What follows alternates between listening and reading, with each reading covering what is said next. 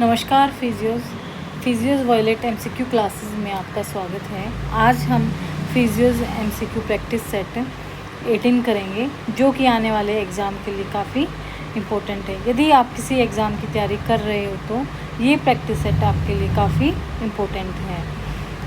इस practice set में जो पूछे गए प्रश्न हैं ऐसे ही आपकी परीक्षा में पूछे जाएंगे। जो वीडियो है ये पूरी हमारी spinal cord injury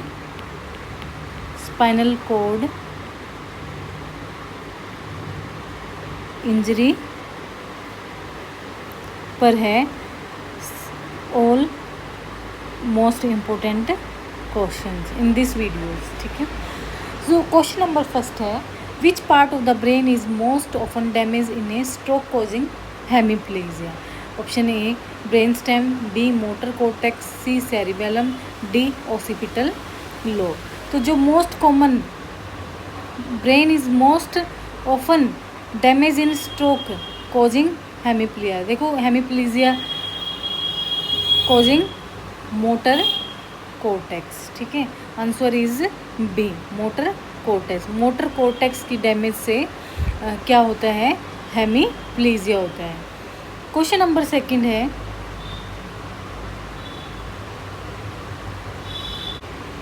the first sign of motor recovery in the affected upper limb in hemiplegia is usually. देखो दोबारा से इस क्वेश्चन को रीड करते हैं। First sign of motor recovery in the affected upper limb in hemiplegia is usually option A finger extension, B shoulder flexion, C reflex activity, D elbow flexion within synergy. तो जो first sign होगा motor recovery का affected upper limb in hemiplegia, hemiplegia के patient में जो अपर लिम affect होता है उसमें जो पहला साइन होगा मोटर रिकवरी का वो कौन सा होगा। आपसे ये पूछा जाएगा कि एक हेमीप्लीजिया का पेशेंट है तो सबसे पहले जो उसकी अपर लिम है उसमें कौन सी मूवमेंट है जो एक फर्स्ट साइन आपको देखना है कि उसकी मोटर रिकवरी हो रही है। तो क्या होगी, elbow flexion within synergy. Question number 3, which level of spinal cord injury is associated with quadriplegia. Quadriplegia means 4 limb involve, 4 limbs involve, ठीक है। और quadriplegia is also known as tetraplegia and quadriplegia occurs in C12, C7, C8 level of vertebral injury, ठीक है। अब इसमें हम ना आगे और भी क्वेश्चंस आएंगे, तब डिस्कस करेंगे कि कौन से लेवल पे पेशेंट्स वेंटिलेटर सपोर्टेड होता है और कौन से पे नहीं होता है। तो अभी क्वेश्चन नंबर 3 है हमारा, which level of spinal cord injury is associated with quadriplegia. तो किससे एसोसिएटेड है quadriplegia, thoracic, lumbar, cervical and sacral. तो आंसर है आपका सर्वाइकल। तो सर्वाइकल इंजरी या तो सर्वाइकल इंजरी या फिर यहाँ पे आ सकता है नेक इंजरी, ठीक है। तो नेक इंजरी कॉज क्वाड्रिप्लीजिया या फिर टेट्राप्लीजिया। क्वेश्चन नंबर 4 है, which of the following is the most common cause of spinal cord injury. तो most common cause spinal cord infection, gun shot injury, trauma and all of the above. देखो most common अगर यहाँ पे देखना है तो वो होता है ट्रोमा, ठीक है। रोड ट्रैफिक एक्सीडेंट, RTA या फिर फॉल, कोई भी ट्रोमा हो जाता है। गन शॉट इंजरी, जो गन शॉट इंजरी होती है ना, जो शूटिंग करते हैं, गन चलाते हैं, ठीक है, उससे कौन सी इंजरी सबसे ज़्यादा हो जाती है। गन शॉट इंजरी से मोस्ट कॉमन जो होगी वो होगी क्वाड्रिप्लीजिया, ठीक है। देखो इंजरी तो कोई भी हो सकती है, वर्टिबल इंजरी, स्पाइन में कोई भी कहीं पे भी इंजरी हो सकती है, बट क्वेश्चन एक ये भी बन सकता है कि गन शॉट इंजरी से मोस्ट कॉमन जो प्लीजिया होता है वो कौन सा होता है? वो होता है आपका क्वाड्राप्लीजिया या फिर टेट्राप्लीजिया।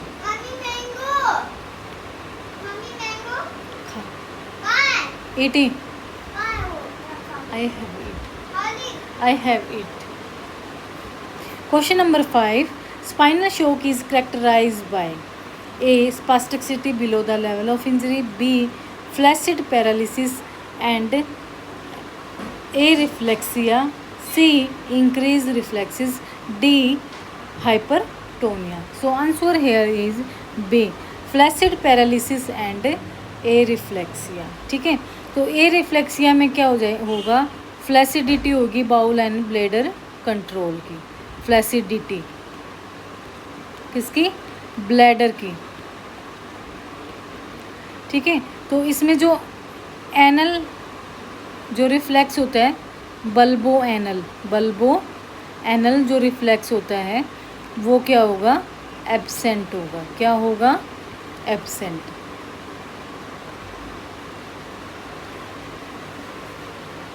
क्वेश्चन नंबर 6 है the ASIA scale is use to assess a muscle strength only, B respiratory capacity, C neurological impaired in spinal cord injury and D bone density. So answer here is जो ASIA scale है ये use to assess neurological impairment in spinal cord injury. और neurological impairment में भी क्या assess करते हैं? Motor करते हैं, सेंसरी, ये स्केल तो ये करते हैं सेंसरी। और सेंसरी में भी light touch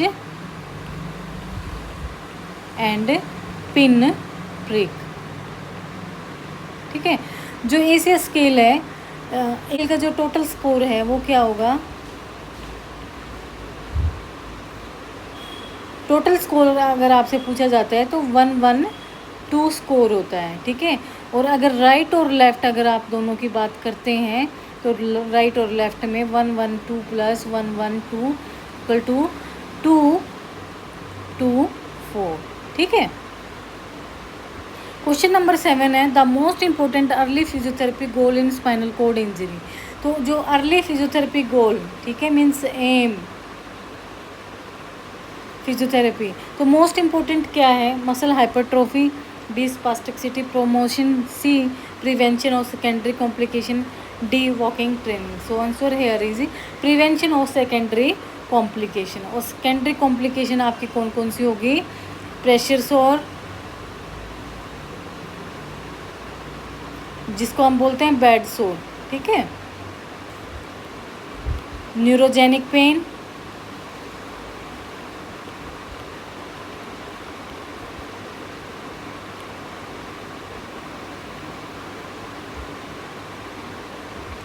internal thermal regulation, heterotrophic ossification,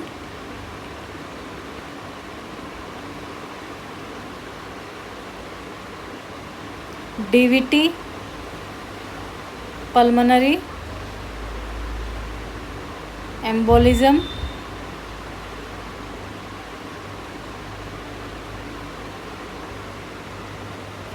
ठीक है। तो ये आपके सेकेंडरी कॉम्प्लिकेशन है।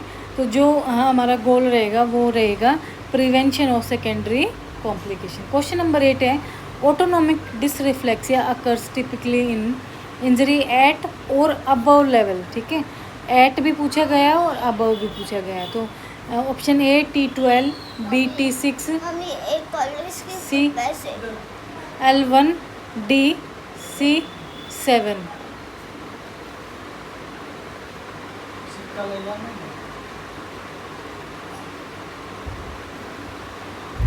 आंसर है T6, ठीक है। अगर T6 नहीं आता है और आ जाता है एट T5 तो आपका ये भी क्वेश्चन आंसर ठीक रहेगा। अबव T6 और एट T5, ठीक है। जब T5 और T6 अबाउट T6 और एट T5 लेवल पे इंजरी हो जाती है, तब आपका जो ऑटोनोमिक डिसरिफ्लेक्सिया है। ऑटोनोमिक डिसरिफ्लेक्सिया हम डिस्कस करते हैं कि ये क्या होता है।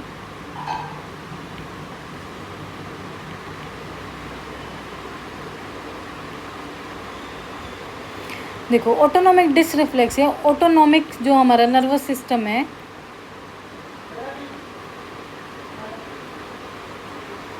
डिस्टर्ब हो जाता है, ठीक है।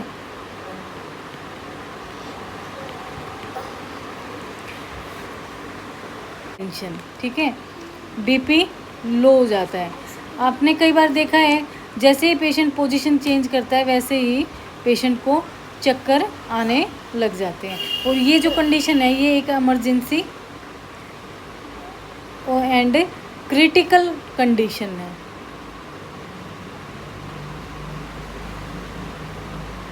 ठीक है, और डेंजर भी है,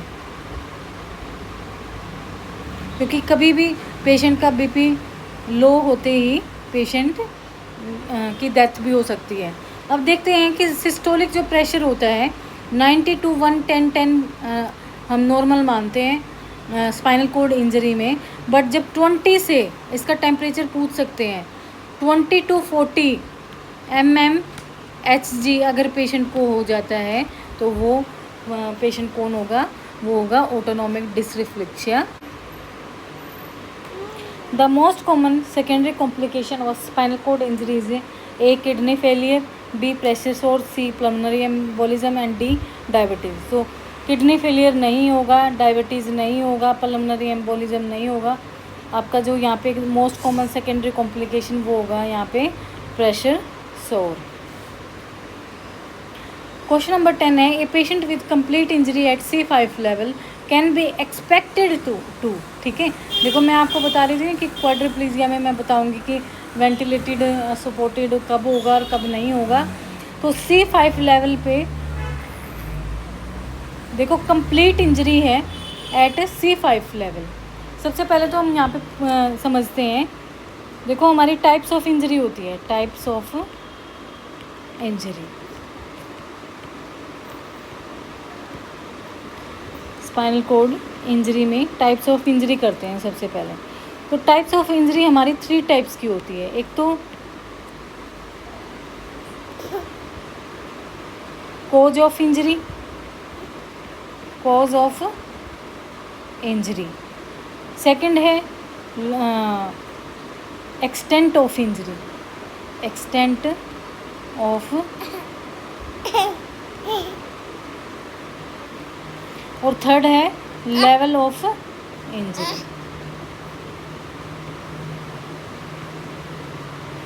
जो कोज ऑफ इंजरी है, कोज ऑफ इंजरी में तो क्या होगा, कोज कारण ट्रोमेटिक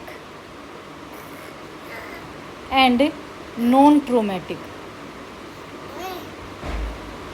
ट्रोमेटिक एंड नॉन ट्रो। देखो ट्रोमेटिक में क्या क्या आ सकता है, RTS आ सकता है, फॉल आ सकता है, गन शॉट इंजरी हो सकता है, ठीक है।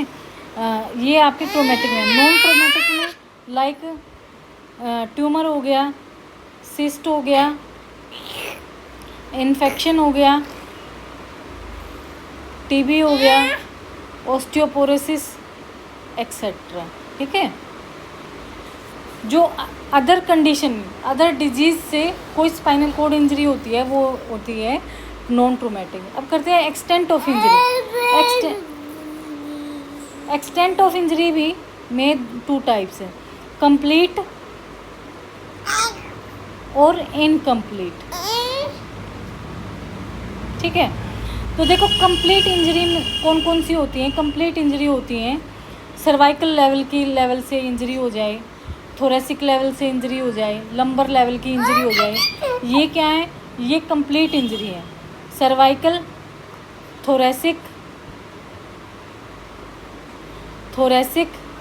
And lumbosacral, these are the complete injury. And incomplete injury कौन सी हैं, इनकम्प्लीट इंजरी हैं जैसे कि आपके सिंड्रोम होंगे, anterior, posterior, central, Brown secured,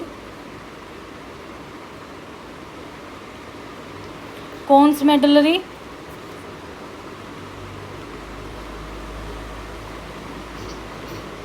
and cauda equina. ठीक है, ये आपकी कौन सी हैं, इनकम्प्लीट इंजरी है। यहाँ से क्वेश्चन बार बार एग्जाम में, हर एग्जाम में आता है।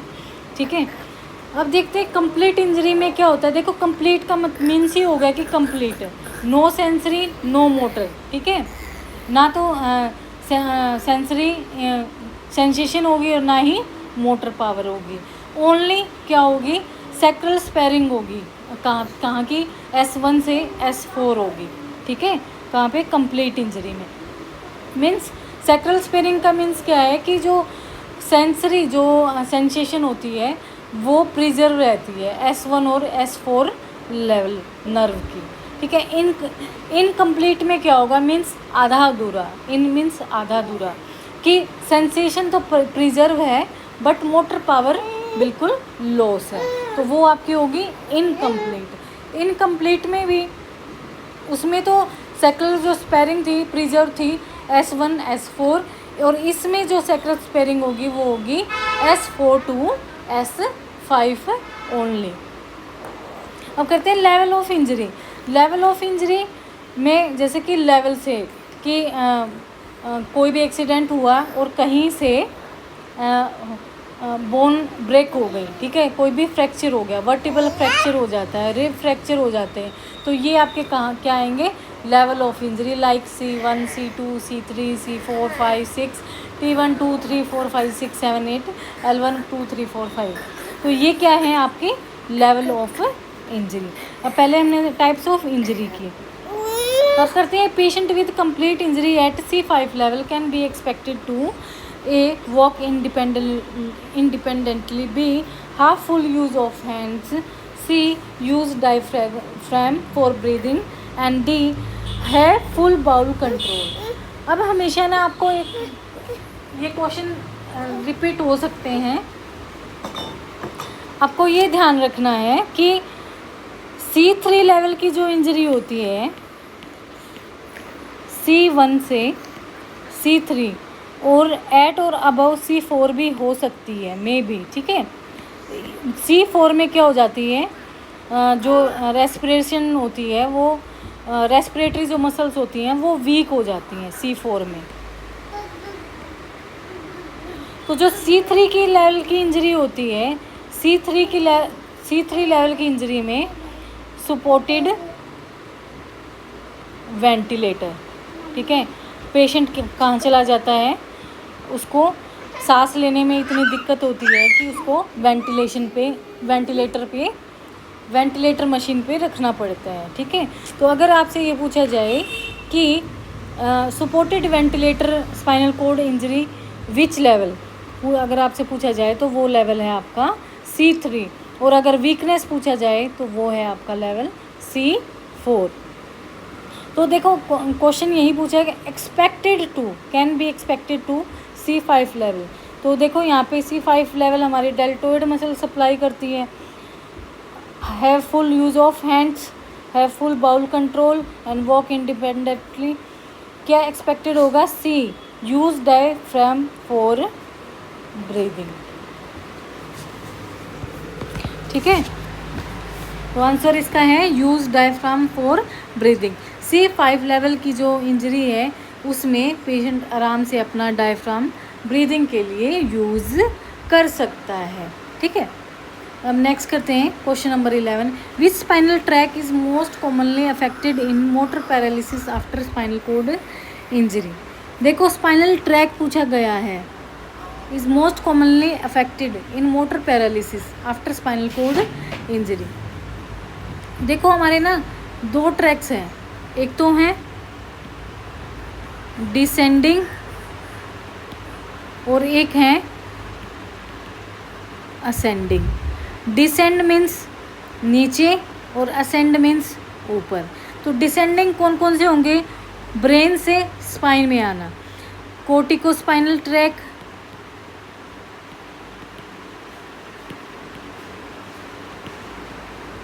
Reticulo spinal tract rubro, Mercury, spinal tract, Earth, vestibulo, Mars, spinal tract. Sun, Mercury, ठीक है, cortico spinal tract, reticulo spinal, rubro spinal and vestibulo spinal. Ascending में क्या होगा? Spinothalamic tract. क्या होगा? स्पाइन से थैलेमस की ओर जाए, स्पाइन नीचे से ऊपर की ओर जाए, स्पाइनोथैलेमिक ट्रैक। फेसिकुलस,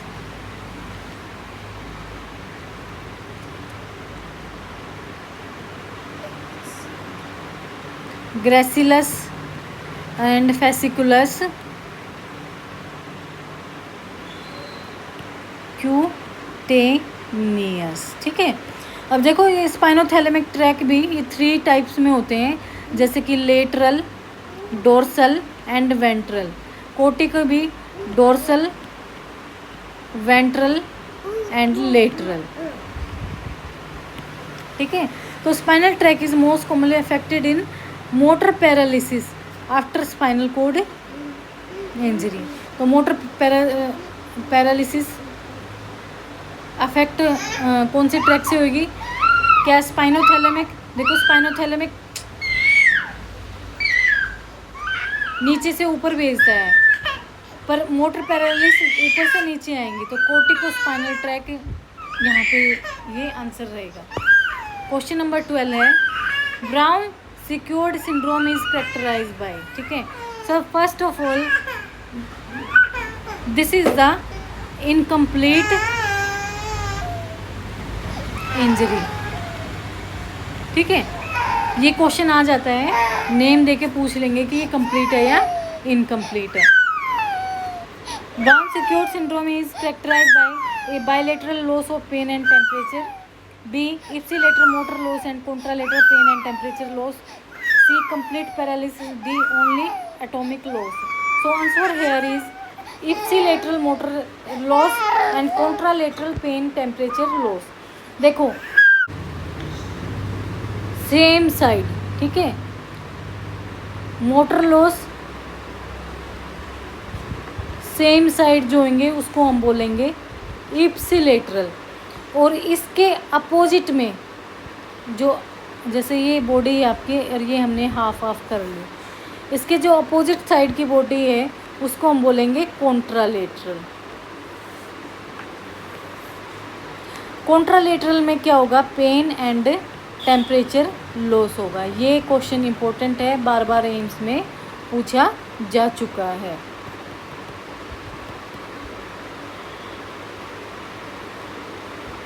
ठीक है, question number 13, central cord syndrome typically affect, this is the incomplete injury and this condition prognosis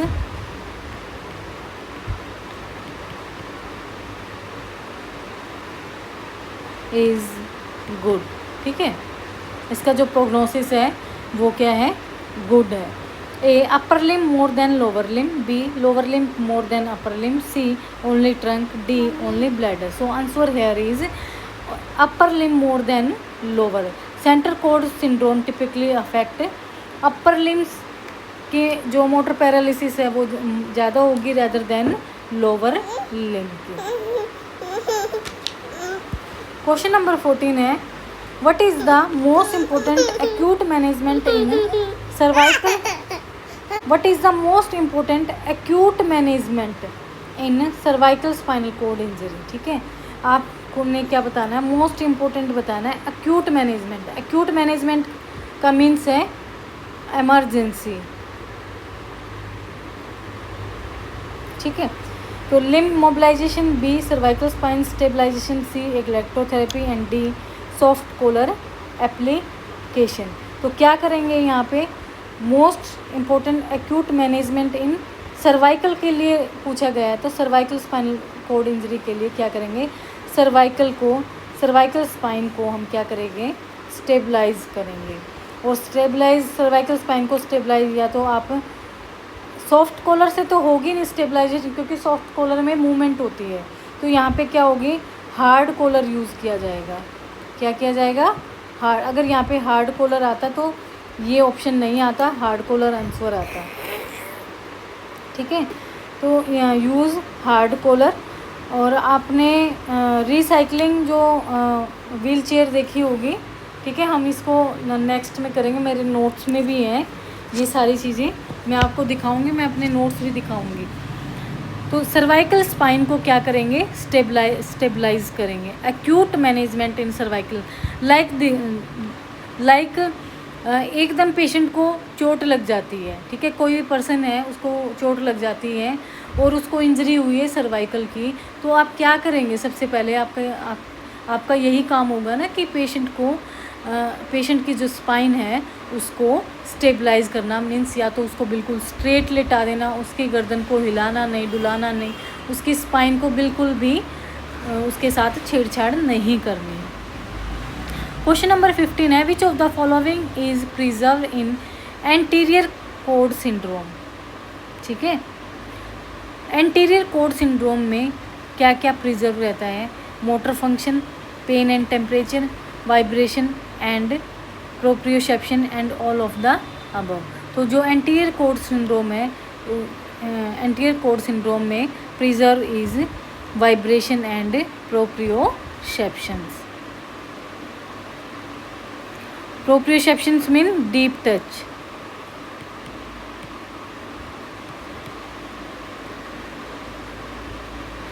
question number 16 है, in spinal cord injury zone of partial preservation refers to A area with complete damage, B dermatome above the lesion, C segments below injury with some function. ठीक है, zone of partial preservation refers to कि एक spinal cord injury में zone of partial preservation refers to segments below injury with some function. ठीक है, question number 17 है, the ASIA impairment scale A means. ठीक है, ASIA impairment scale A means A normal function, B incomplete injury, C complete injury, no sensory और motor below level, D only sensory preserve. तो answer here is complete injury. A means no sensory और no motor below level. अब यहाँ पे हम इसके A B C D E, ठीक है, इनके मीन्स होंगे, वो भी हम नेक्स्ट आगे क्वेश्चन आएंगे उसमें डिस्कस करेंगे।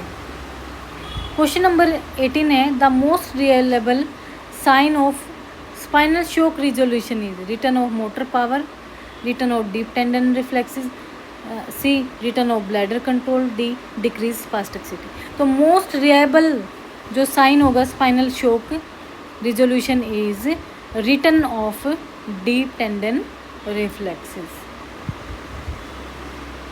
क्वेश्चन नंबर 19 है, which bladder type is commonly seen in upper motor neuron spinal cord injury. ठीक है, which bladder type is commonly seen in upper motor neuron. देखो अपर मोटर न्यूरॉन लीजन होगा तो क्या होगा, अपर मोटर न्यूरॉन लीजन में spasticity होगी। क्या होगी, स्पास्टिसिटी। और लोअर मोटर न्यूरॉन लीजन में फ्लैसिडिटी। तो यहाँ पे जो ब्लैडर होगा वो क्या होगा, स्पास्टिसिटी, स्पास्टिक ब्लैडर होगा। ठीक है, और लोअर मोटर न्यूरॉन में ए रिफ्लेक्सिया ब्लैडर हो जाएगा।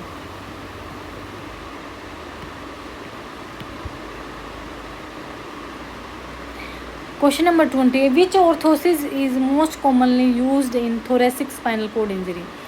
थोरेसिक स्पाइनल कोड इंजरी में आप कौन सा ऑर्थोसिस यूज़ करेंगे, this is the most important question and इसमें बार बार आ चुका है। HKAFO, KAFO, AFO and TLSO। देखो इंजरी अगर थोरेसिक लेवल से हुई है तो वहीं से ही आपका ऑर्थोसिस यूज़ होगा, तो यहाँ पे होगा TLSO, thoraco lumbar sacral orthosis. Thoraco thoracic lumbar, sacral orthosis.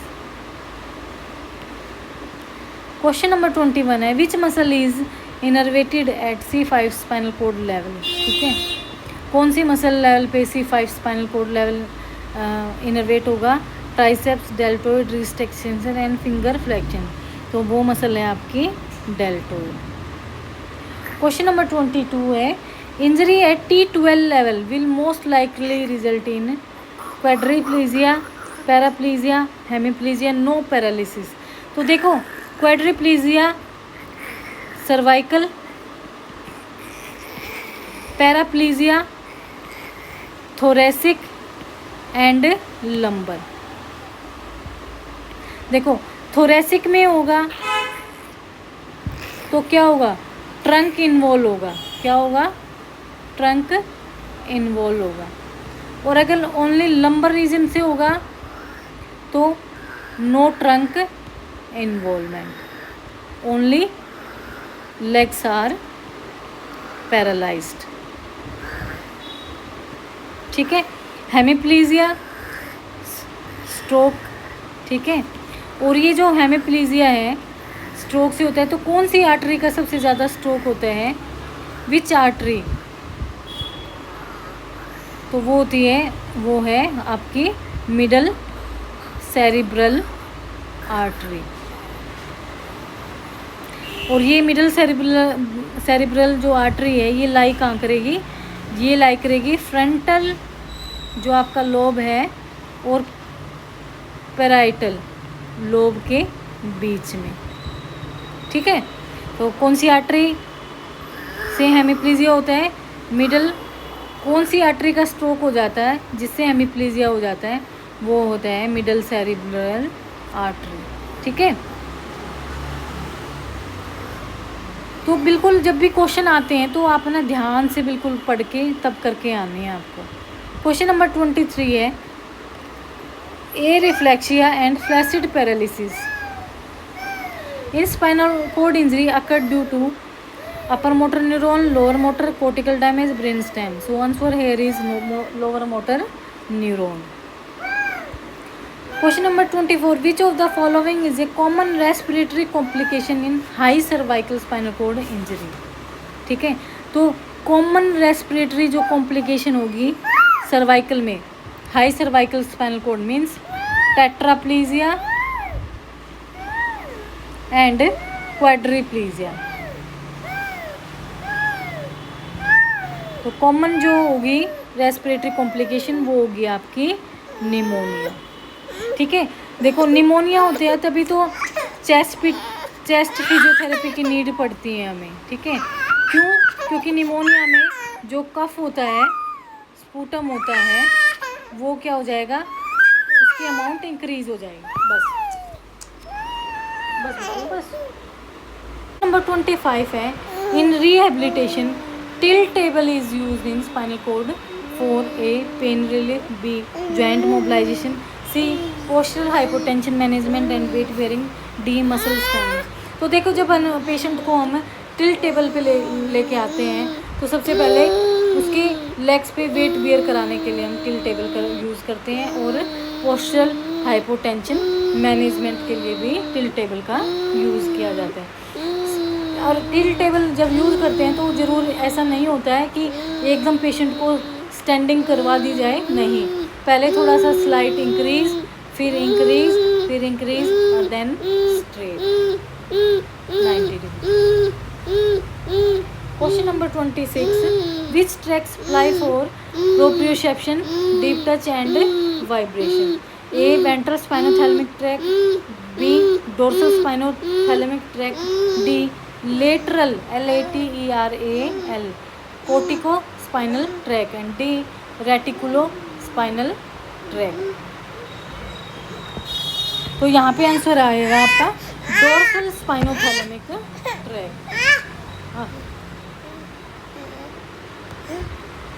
Question number 27, spasticity is a common feature in injuries at these level. ठीक है, तो स्पास्टिसिटी मोस्ट कॉमन किन पेशेंट में देखने को मिलेगी, वो देखने को मिलेगी आपको क्वाड्रिप्लीजिया पेशेंट्स में, ठीक है। और क्वाड्रिप्लीजिया पेशेंट सर्वाइकल लेवल की इंजरी से होते हैं।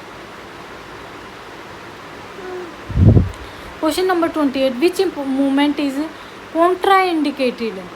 इम्पोर्टेंट क्वेश्चन है, इंटरव्यू के क्वेश्चन भी हैं ये। Which movement is contraindicated in paraplegic patient. अब पैराप्लीजिक का पेशेंट है, पैराप्लीजिया, जो कि थोरेसिक लेवल से भी हो सकता है और लंबर से भी हो सकता है, दोनों से ही हो सकता है।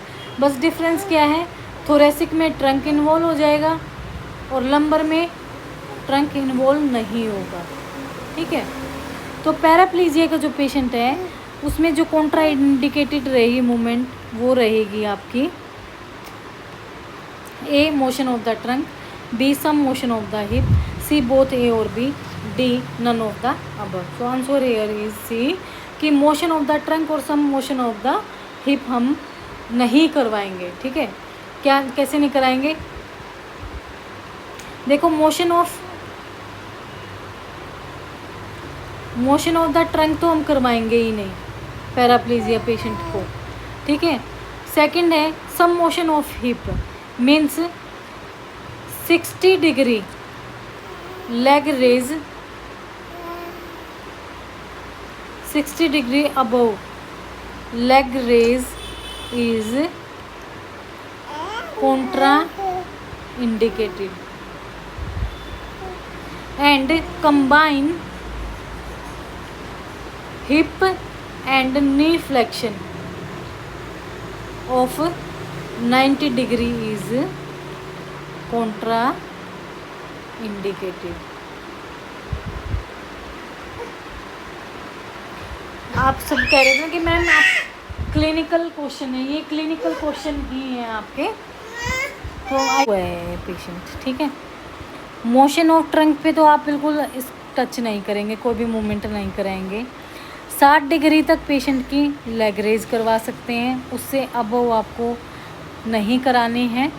और जो कंबाइन मूवमेंट होती है जैसे कि हिप है, hip 90 degree and then knee flexion, ठीक है, नी 90 डिग्री, ये मूवमेंट भी आपको नहीं करवानी है। अब करते हैं क्वेश्चन नंबर 29, पोस्टरल हाइपोटेंशन, ठीक है, is more commonly occur in which condition. देखो पोस्टरल हाइपोटेंशन वैसे सबसे पहले तो कंडीशन है हमारी ऑटोनोमिक डिसरिफ्लेक्सिया, ठीक है। और postural hypotension is more commonly occur in which condition, A monoplegia, B tetraplegia, C hemiplegia, D paraplegia. So answer here is tetraplegia. Question number 30, osteoporosis is more commonly occurs in which condition. Osteoporosis, देखो osteoporosis आपकी क्या है, एक secondary complication है spinal cord injury की। Osteoporosis में क्या हो जाता है कि जो बोन मिनरल है, बोन मिनरल लॉस हो जाए, लॉस ऑफ बोन मिनरल, ठीक है। बोन की डेंसिटी जो होती है वो कम हो जाएगी, लॉस हो जाएगी। और ये जो ओस्टियोपोरोसिस कॉम्प्लिकेशन है ये किस कंडीशन में आपको सबसे ज़्यादा देखने को मिलेगी, A quadriplegia, B paraplegia, C monoplegia and D hemiplegia. So answer here is quadriplegia. Paraplegia में कम देखने को क्यों मिलेगी, क्योंकि जो पैराप्लीजिया का अपर पार्ट है, अपर बॉडी पार्ट है, बोन मास, बोन मिनरल जो मास है अपर बॉडी प्रिजर्व रखेगी, ठीक है। तो quadriplegia is more commonly occurs in osteoporosis condition.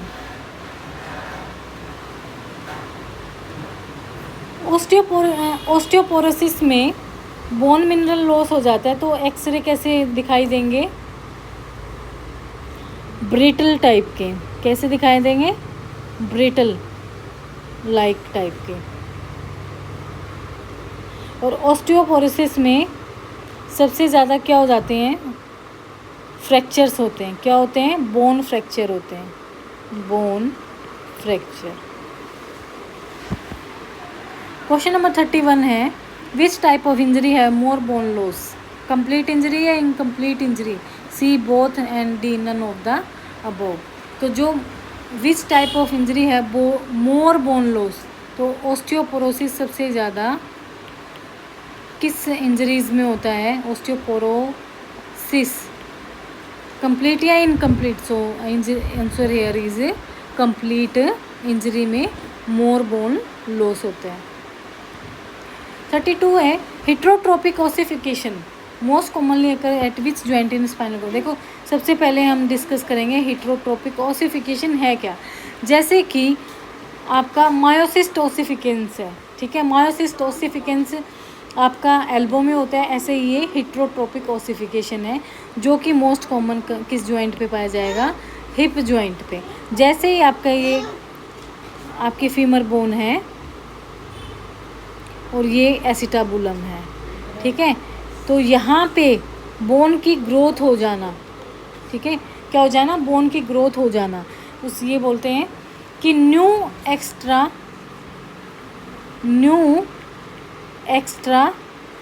Bone formation, new extra bone formation, bone के ऊपर पास में ऊपर कोई भी एक्स्ट्रा बोन की फॉर्मेशन होने लग जाती है, वो होती है हिट्रोट्रोपिक ऑसिफिकेशन।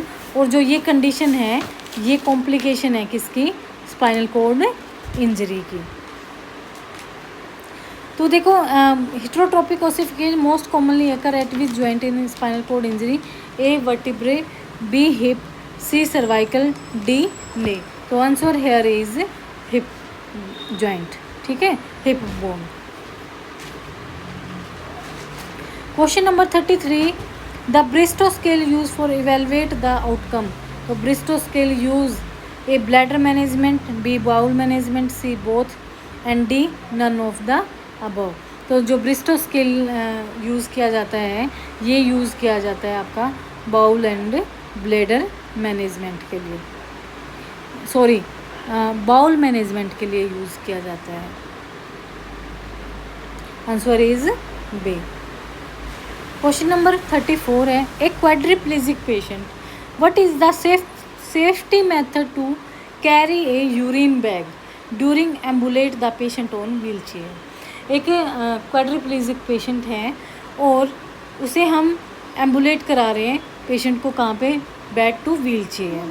तो आपका जो यूरिन बैग कैरी करने का मेथड है, सेफ्टी मेथड क्या रहेगा। अरे पानी ला दो एक गिलास प्लीज़। मम्मी हाँ तुम्हारो पानी ला दो। A position the urine bag below bladder level, B hang on the side bag of the wheelchair hook and holder, C avoid contact wheels and floor and check tubing for nick। देखो मेरे बेटे का नाम यहाँ पे आ गया नरेन ये मेरे बड़े बेटे का नाम है नरेन, और नरेन के नाम से ही मेरा क्लिनिक है, नरेन फिजियोथेरेपी क्लिनिक। ये मैं टाइप कर रही होंगी ना तब आ गया ये, ठीक है। तो C avoid contact wheels and floor and check tubing for kinks, D all of the above. तो देखो आंसर तो यहाँ पे आपका है ऑल ऑफ द अबव। देखो जब आप यूरिन बैग सेफ्टी मेथड क्या यूज़ करेंगे यूरिन बैग कैरी करने के लिए, एक तो यूरिन बैग की जो पोजीशन होगी आपकी वो ब्लैडर लेवल से कम होगी, means waist, back waist below best way, आपकी जो कमर है कमर के नीचे ही आपके यूरिन बैग होना चाहिए। वो क्यों होना चाहिए, क्योंकि बैक फ्लो ना हो जाए यूरिन का, ठीक है, बैग से ही उल्टा ब्लैडर में यूरिन ना चला जाए। B hang on the side, urine bag को हम साइड में भी टांग सकते हैं, व्हील चेयर पर हुक भी आते हैं और होल्डर भी होते हैं।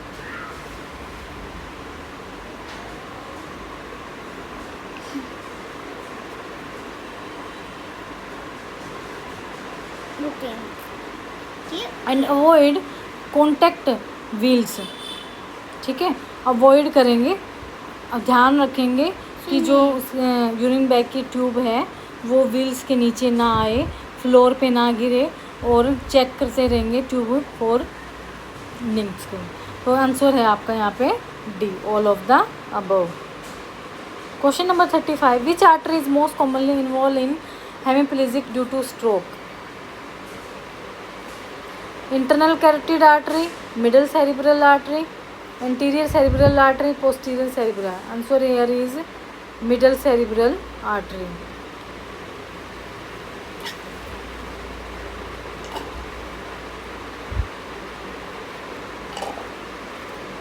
देखो जो आपकी इंटरनल कैरोटिड आर्टरी है ना, ये आर्टरी तो ब्रेन में क्या लेके जाती है? सप्लाई ऑफ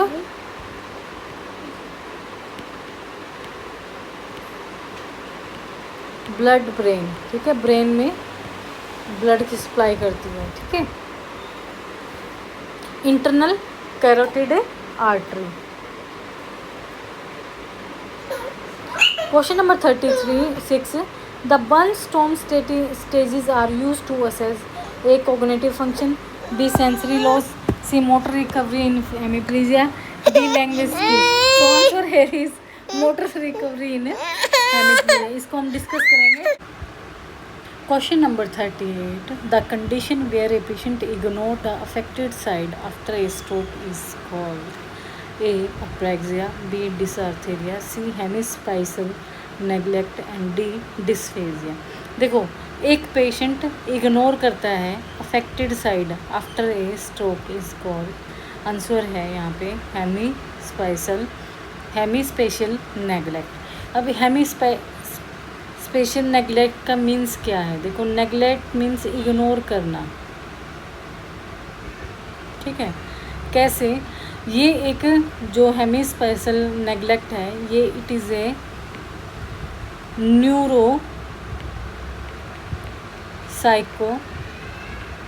न्यूरोसाइकोलॉजिकल कंडीशन है। कौन सी कंडीशन है? Neuropsychological condition.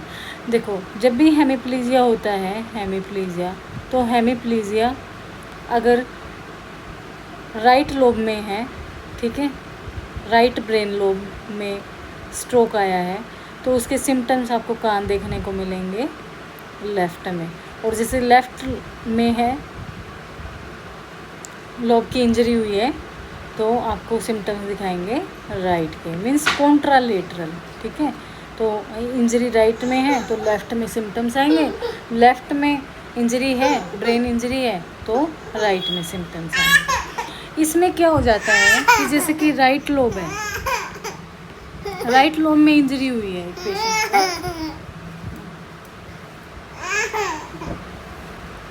राइट लोब में जब इंजरी हो जाती है तो पेशेंट क्या करता है?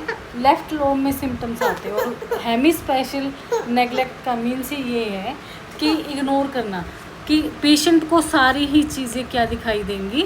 हाफ दिखाई देंगी, ठीक है। क्या दिखाई देंगी? हाफ, ठीक है। जैसे कि पेशेंट खाना खा रहा है तो प्लेट में खाना रखा हुआ है, ये ठीक है, ऐसे खाना रखा हुआ है, तो पेशेंट को उसका हाफ दिखाई देगा, ठीक है। चाहे उसे कितने भी भूख लगी हो, पर उसे सिर्फ आधा दिखाई देगा, आधा दिखाई नहीं देगा, ठीक है। कोई भी है, जैसे कि हाउस है, हाउस को दूर से देख रहा है तो उसको घर भी आधा दिखाई देगा। सारी चीज़ें, मतलब जो भी देखेगा सारी ही चीज़ें हाफ दिखाई देंगी। हेमी मीन्स हाफ, स्पेशल स्पाइटल बोल सकते हो आप, स्पेशल बोल सकते हो, हाफ। स्पेशल का मीन्स है अराउंड, ठीक है।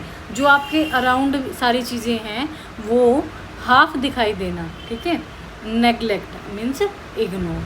तो the condition where a patient ignore the affected side after a stroke is called hemispatial neglect. I think आपको समझ में आ गया होगा। क्वेश्चन नंबर 39 है, which assistive device is commonly use for gait training in hemiplegic patient, ठीक है। तो कौन सा असिस्टिव डिवाइस है जो यूज़ किया जाता है हेमीप्लीजिक पेशेंट के गेट के लिए, A crutches, B walker, C quad cane and D ankle foot orthosis. So answer here is quad cane. ठीक है, क्वेड केन यूज़ की जाती है हेमीप्लीजिक पेशेंट में, और क्रच में गटर क्रच यूज़ किया जाता है आरई पेशेंट में। ठीक है, gutter crutches.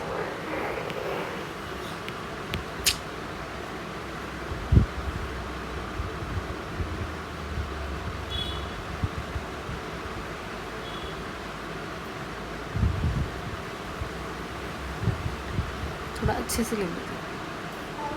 Gutter GUTTER, gutter crutch use किया जाता है RA patient.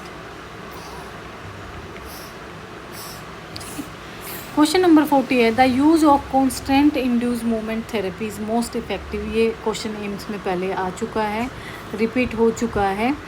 A patient has no motor recovery, B only limb is affected, there is some voluntary control of the affected limb, the patient has poor cognition. ठीक है, देखो सबसे पहले तो जो ये use constant induce movement therapy किस condition में की जाती है, ये की जाती है स्ट्रोक में। ठीक है, तो आंसर है यहाँ पे there is some voluntary control of the affected limb. ठीक है, ये थेरेपी जो है कॉन्स्टेंट इंड्यूस मूवमेंट थेरेपी एक रिहेबिलिटेशन टेक्निक है। क्या है? रिहेब टेक्निक है। इसमें हम देखो पेशेंट को क्या करते हैं, पेशेंट को टास्क ओरिएंटेशन,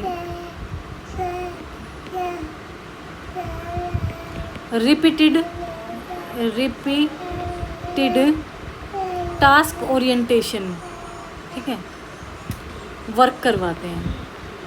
ठीक है, बार बार एक ही चीज़ को काफ़ी बार तक करवाते हैं, रिपीटेड टास्क ओरिएंटेशन वर्क कराते हैं, तो कुछ वॉलंटरी कंट्रोल हो जाता है अफेक्टेड लिम्ब में। ठीक है, क्वेश्चन नंबर 41 है the modified Ashworth scale is use to assess muscle strength, B coordination, C spasticity, D joint range of motion. So answer here is spasticity. Question number 42. Pusher syndrome in hemiplegia is characterized by A. Leaning toward the unaffected side, B. Inability to perceive pain, C. Active pushing toward the hemiparetic side, D. Complete sensory loss। देखो pusher syndrome, एक तो ये आ सकता है pusher syndrome होता है वो किस कंडीशन में होता है, syndrome which condition occurs in pusher syndrome. So वो ये होता है हेमीप्लेजिया में। किस में होता है? हेमीप्लेजिया में। पुशर सिंड्रोम मीन्स पुश करना, क्या करना? पुश करना। तो आंसर है यहाँ पे active pushing toward the hemiparetic side, active pushing toward the hemiparetic side. जैसे कि अब मान लो कि जैसे देखो हेमीप्लेजिया है, हाफ पैरालाइज है, ये पैरालाइज है, ठीक है, और ये नॉन पैरालाइज, ठीक है, ये अनअफेक्टेड पार्ट है। तो क्या होगा, इसके जो ठीक पार्ट है उसकी मसल्स बॉडी इतनी एक्टिवली वर्क करेंगी, और जब ये एक्टिवली वर्क करेंगी तो जो ये पैरालाइज बॉडी है, ठीक है, पैरालाइज पार्ट है बॉडी का, उसको क्या करेंगी?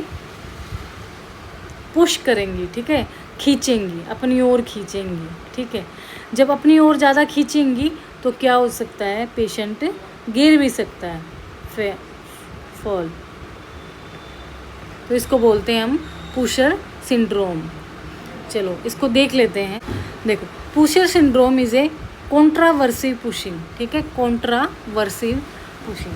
तो पुशर सिंड्रोम क्या है? एक पोस्ट स्ट्रोक कंडीशन है। कौन सी कंडीशन है?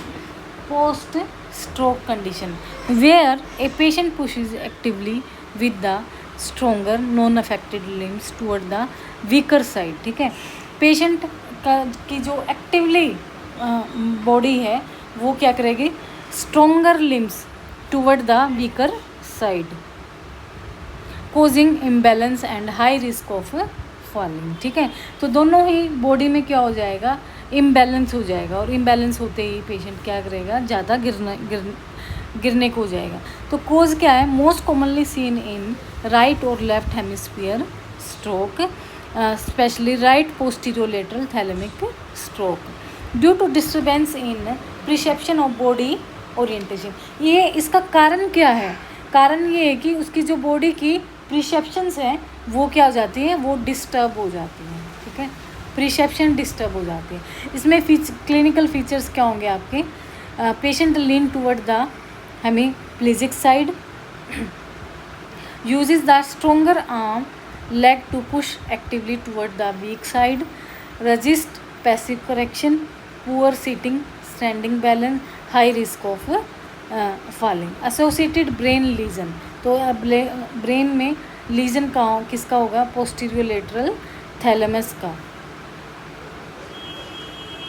अब इसमें असेसमेंट टूल कौन से यूज़ होंगे, scale for contraversive pushing and Burke lateropulsion scale, ठीक है, बुर्के लेटरोपल्जन स्केल। अगर टफ एग्ज़ाम आता है तो यहाँ से ये क्वेश्चन बन सकते हैं, तो आपको बस यही लर्न करना है कि ये बुर्के लेटरोपल्जन स्केल BLS ये किस में यूज़ किया जाता है। तो ये एक तो हमें सो आंसर है active pushing toward the hemiparetic side. Question number 43 है, which of the following is not a complication of hemiplegia. Hemiplegia की कौन सी वो कॉम्प्लिकेशन नहीं है, deep vein thrombosis, muscle hypertrophy, pressure ulcer and shoulder subluxation, ठीक है। देखो शोल्डर सबलक्सेशन भी हो जाता है एक कॉम्प्लिकेशन, DVT भी हो जाती है, ठीक है, प्रेशर अल्सर भी हो जाते हैं। क्या नहीं होता है, मसल हाइपरट्रोफी नहीं होती है, किसमें, हेमीप्लीजिया में। तो देखो कॉम्प्लिकेशन क्या क्या है, शोल्डर सबलक्सेशन भी हो जाता है। कई बार आपने देखा ना कि हेमीप्लीजिया वाले पेशेंट के का ना हाथ निकल जाता है, तो इसलिए ना जो ये देसी फिजियोथेरेपिस्ट होते हैं ना हमारे, वो क्या करते हैं, इतनी ज़ोर ज़ोर से एक्सरसाइज करते हैं, और एक्सरसाइज करते ही उनको यही नहीं पता होता कि हाथ निकल भी सकता है। तो कई बार ऐसे पेशेंट मेरे पास बहुत आए हैं, हाथ निकल जाता है, ठीक है। तो आपको भी ध्यान रखना है कि जब भी कहीं पे आपको ये लगे कि पेशेंट का हैंड लेग फ्लैसिडिटी में है, तो उसकी प्रॉपर ही पोजिशनिंग से उसकी एक्सरसाइज कराई जाए, ना कि ओवर स्ट्रेच करके एक्सरसाइज कराई जाए। क्वेश्चन नंबर 44 है, in a left hemiplegic patient which part of the brain is most likely affected. Left hemiplegic patient है, उसका which part of the brain most likely affected, तो उसका कौन सा पार्ट ब्रेन का अफेक्ट होगा। तो ये तो आपको पता ही है, अगर लेफ्ट हेमीप्लेजिक पेशेंट है तो उसका राइट फ्रंटल लोब अफेक्ट होगा। क्या होगा, राइट फ्रंटल लोब अफेक्ट होगा। क्वेश्चन नंबर 45 है, which clinical sign is most commonly associated with upper motor neuron lesion such as hemiplegia? Upper motor neuron lesion, A flaccidity, B fasciculation, C Babinski sign and D muscle atrophy. So answer here is Babinski sign. तो Babinski sign में क्या हो जाता है, Babinski sign में fanning of 4 fingers and toe extended, ठीक है, to extend हो जाता है। और फैनिंग का मीन्स है जो लेग की जो हमारी 4 फिंगर्स होती हैं वो खुल जाती हैं, ठीक है, ऐसे फैन की तरह हो जाती हैं। फैनिंग जैसे कि फिंगर्स ऐसे जुड़ी होती हैं और वो ऐसे ओपन हो जाती हैं। Fanning of 4 fingers and toe extended. और इसको असेस कैसे करेंगे, जो आपका ये जैसे कि पैर है, ये मान लो, तो यहाँ से ऐसे जो पिन प्रिक करते हैं हैमर से, वो लेके और यहाँ से ऐसे इसको हम चलाएंगे, ठीक है। प्लांटर सरफेस में हम इस तरीके से इसको ऐसे घुमाएंगे तो जैसे ही आप करेंगे वैसे ही ये रिफ्लेक्स आएगा कि टो एक्सटेंड हो जाएगा और 4 फिंगर्स फैनिंग हो जाएगी, फैल जाएंगी। क्वेश्चन नंबर, और ये किसके लीजन से है? अपर मोटर न्यूरॉन लीजन से। क्वेश्चन नंबर 46 है, which of the following techniques is useful in reducing spasticity in hemiplegia? A quick stretching, B rhythmic rotation, C fast vibration, D plyometric exercise. ठीक है, तो क्या करवाओगे आप? Which of the following technique is useful in reducing spasticity in hemiplegia? तो आप कराएंगे, answer हमारा रहेगा यहाँ पे रिदमिक रोटेशन। बहुत सारे बच्चे इस क्वेश्चन का आंसर क्विक स्ट्रेचिंग नहीं कराई जाती है। ठीक है, स्पास्टिसिटी वाले पेशेंट को सस्टेन्ड स्ट्रेचिंग करवाई जाती है। ठीक है, तो पेशेंट को हम क्या करवाएंगे? रिदमिक रोटेशन करवाएंगे। क्वेश्चन नंबर 47 है, in a patient with hemiplegia equinus foot deformity is caused by spasticity of A. tibialis anterior, B. peroneus longus, C. gastrocnemius and soleus and D. extensor digitorum profundum। ठीक है, extensor digitorum। so answer here is, किसके कारण इक्वेनस foot बन जाता है? इक्वेनस foot deformity बनती है, तो ये बनती है गैस्ट्रोनीमियस एंड सोलियस मसल की वजह से ये बनती है। क्वेश्चन नंबर 48 है, which of the following is the most commonly use technique for transferring a patient from wheel chair to bed? A pivot transfer, B axillary lift, C fireman's carry and D slide board transfer. तो ये कह रहा है कि which of the following is the most commonly use technique. आपको technique बतानी है कि वो मोस्ट कॉमन यूज टेक्निक कौन सी है जो कि हम पेशेंट के लिए बेड से व्हीलचेयर पर लेकर आते हैं। तो वो है आपका स्लाइड बोर्ड ट्रांसफ़र। ठीक है, वैसे इस ट्रांसफ़र जब हम बेड से व्हीलचेयर पेशेंट को लेके आते हैं तो पाइवोट ट्रांसफ़र बोलते हैं इसको। क्या बोलते हैं? Pivot transfer. अगर आपसे ट्रांसफ़र पूछा जाए, ठीक है, कि ये कौन सा ट्रांसफ़र है, ठीक है, यहाँ पे टेक्निक नहीं पूछी जा रही। ठीक है, टेक्निक फॉर ट्रांसफरिंग। अगर आपसे ये पूछा जाए कि the most commonly use transferring a patient from wheel chair to bed, तो आएगा पाइवोट ट्रांसफ़र। अगर आपसे कोई ट्रांसफ़र पूछता है कि ये कौन सा ट्रांसफ़र है, और अगर आपसे ट्रांसफ़र टेक्निक पूछी जाती है तो ये है आपकी स्लाइड बोर्ड ट्रांसफ़र। देखो, जो ये बेड होता है, चलो हम पूरी व्हील चेयर पे बात कर लेते हैं। ठीक है, बेड से व्हील चेयर हम कैसे लेके आते हैं? देखो, पेशेंट है हमारा बेड पे।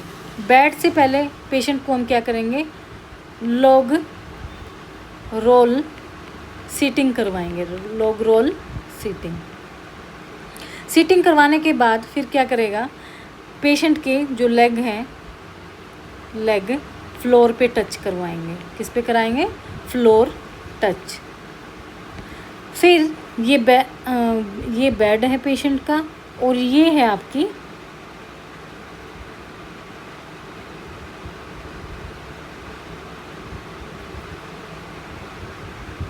Wheel chair. ठीक है,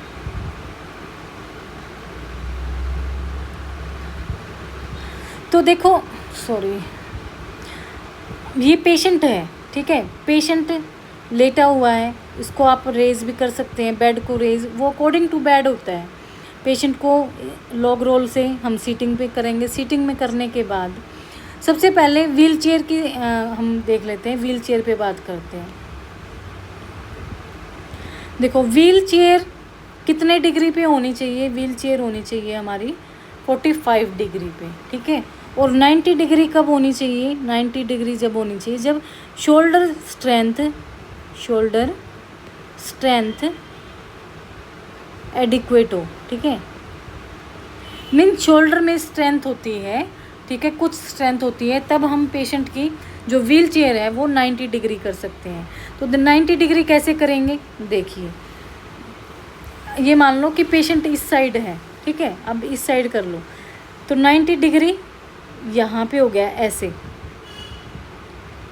ठीक है, इस तरीके से बिल्कुल बेड के बिल्कुल टच कर दिया, तो ये तो हो गया 90 डिग्री, और बेड के बिल्कुल ये एंगल में आ गई, ये आपकी 45 डिग्री। अगर देखो इन केस क्वाड्रिप्लीजिया का पेशेंट है, कोई भी क्वाड्रिप्लीजिया का पेशेंट है, तो उसमें आप कितना डिग्री लोगे, 45 डिग्री लोगे, और 90 डिग्री आप उसमें ले सकते हो, पैराप्लेजिक पेशेंट में ले सकते हो, क्योंकि उसकी जो अपर लिम्ब मूवमेंट होती है वो प्रॉपर होती हैं, तो 90 डिग्री से वो अपने आप भी शिफ्ट हो सकते हैं। तो फिर क्या करोगे, देखो व्हील चेयर की डिग्री आ गई, व्हील चेयर डिग्री करेंगे 45 डिग्री, क्वाड्रिप्लीजिया का पेशेंट ले लेते हैं, ठीक है, 45 डिग्री के बाद सबसे पहले हमारा काम क्या होगा, व्हील चेयर को ब्रेक लगाना, ब्रेक लगा दिया, ब्रेक, ठीक है। ब्रेक लगाने के बाद फिर हम क्या करेंगे, आर्म रेस्ट, क्या करेंगे, आर्म रेस्ट रिमूव करेंगे, आर्म रेस्ट रिमूव की, बेड और व्हील चेयर का जो लेवल है वो क्या करेंगे, हम इक्वल करेंगे, इक्वल, क्या करेंगे, इक्वल। आर्म रेस्ट रिमूव की, बेड और व्हील चेयर का जो लेवल है, लेवल इक्वल करेंगे। इक्वल करने के बाद थेरेपिस्ट क्या करेगा, थेरेपिस्ट पेशेंट के नीज़ को क्या करेगा, ब्लॉक करेगा, नीज़ ब्लॉक करेगा। अगर मैनुअल करेगा तो यहाँ पे बोर्ड भी यूज़ कर सकते हैं, इसको बोलते हैं स्लाइडिंग बोर्ड ट्रांसफ़र, ठीक है। अगर आपके पास बोर्ड नहीं है और आप मैनुअल करेंगे तो क्या करेंगे, नीज़ ब्लॉक करने के बाद पेशेंट के जो हैंड होंगे, क्वाड्रिप्लीजिक पेशेंट के हैंड में क्या होती है, मोटर लॉस होता है, ठीक है। मोटर लॉस होगा तो उसके बोथ हैंड को क्या करेंगे, अराउंड ट्रंक कर देंगे, ठीक है, जैसे कि पेट के आगे करेंगे, और पेट के आगे करने के बाद, रखने के बाद दोनों थेरेपिस्ट हैंड कहाँ यूज़ होंगे, पेशेंट के जो पजामा होता है, पेशेंट ने कुछ वियर कर रखा होता है, उसको साइड में होल्ड करेंगे, ठीक है, साइड से पकड़ेंगे दोनों साइड से, और पेशेंट के यूरिन बैग को या तो पजामे में टक करेंगे और या फिर व्हील चेयर पे नहीं करेंगे तो जो बेड के नीचे है रेलिंग है उस पर टक करेंगे। टक करने के बाद पेशेंट को पैसिवली मूव करने के लिए बोलेंगे। पैसिव का मीन्स है बिल्कुल रिलैक्स होने के लिए बोलेंगे जब थेरेपिस्ट पेशेंट को ट्रांसफ़र करे। तो आप कई बार बोलते हैं ना कि आपको कुछ नहीं करना, आप बिल्कुल रिलैक्स रहो, और जैसे ही थेरेपिस्ट पेशेंट को रिलैक्स करने के लिए बोलेगा वैसे ही थेरेपिस्ट पुश करेगा, लिफ्ट करेगा, और लिफ्ट करके पेशेंट को व्हील चेयर पर ले आएगा, ठीक है। और व्हील चेयर पे लेके आने के बाद व्हील चेयर की पोजीशन क्या रहेगी, लीन बैकवर्ड, ठीक है, लीन बैकवर्ड, रिमूव, यहाँ पे हम एक और आर्म रेस्ट रिमूव करेंगे और फुट रेस्ट रिमूव करेंगे, arm rest and foot rest remove, ठीक है। लीन बैकवर्ड और फुट रेस्ट ऑन करेंगे, foot rest on, arm rest on, ठीक है, और हैंड को हम आर्म रेस्ट पे रखेंगे और फुट रेस्ट पे हम फुट रखेंगे। रखने के बाद लीन बैकवर्ड हो जाएगा पेशेंट, और then urine bag tuck on, urine bag tuck on wheel chair holder, wheel chair hook holder. So ये है हमारे wheel chair to bed, bed से व्हील चेयर पर पेशेंट को कैसे लाया जाता है, ठीक है। अब देखो यहाँ पे ये क्वाड्रिप्लीजिया का मैंने आपको ट्रांसफरिंग बताई है, ट्रांसफ़र ऑफ क्वाड्रिप्लीजिया पेशेंट। अब नेक्स्ट व्हील चेयर का कोई भी क्वेश्चन आएगा तब हम पैराप्लीजिया का करेंगे। Question number 49, A slide board is most appropriate for A. Independent ambulator, B. Patient with full upper limb control but no lower limb movement, C. Cognitive impairment and D. Unconscious patient. तो देखो slide board कब use करते हैं? Most appropriate for patient with full upper limb control, ठीक है, उसका upper limb full control हो but lower limb movement means paraplegia patient में हम स्लाइडिंग बोर्ड यूज़ करते हैं। क्वेश्चन नंबर 50 है, before performing a wheel chair transfer the first safety check should be, ठीक है, before performing a wheel chair transfer wheel chair पर transfer करने से पहले हम क्या फर्स्ट सेफ्टी चेक करेंगे? A. Adjust patient position, B. Lock the wheel chair brake, C. Ask the patient to lean forward and D. Remove foot rest, ठीक है। तो B. Look the wheel chair brake. Transfer करने से पहले हम patient के wheel chair पे break लगाएंगे, ठीक है। क्वेश्चन नंबर 51 है, in a 2-person transfer from wheel chair to bed where should the second helper be position. देखो एक पेशेंट कुछ वेट वाले होते हैं और कुछ किसी में बहुत ज़्यादा वेट होता है और किसी में कम होता है, तो कम वाला जल्दी ट्रांसफ़र हो जाता है। ज़्यादा हैवी वेट में हम होइस्ट यूज़ करते हैं। तो जो हमारे हेल्पर होता है, सेकंड हेल्पर जो होता है, उसकी पोजीशन कहाँ रहेगी? उस क्या पेशेंट के फीट में रहेगी, एट द पेशेंट साइड रहेगी, बिहाइंड व्हील चेयर रहेगी, या फिर एट द पेशेंट हेड और अपर ट्रंक।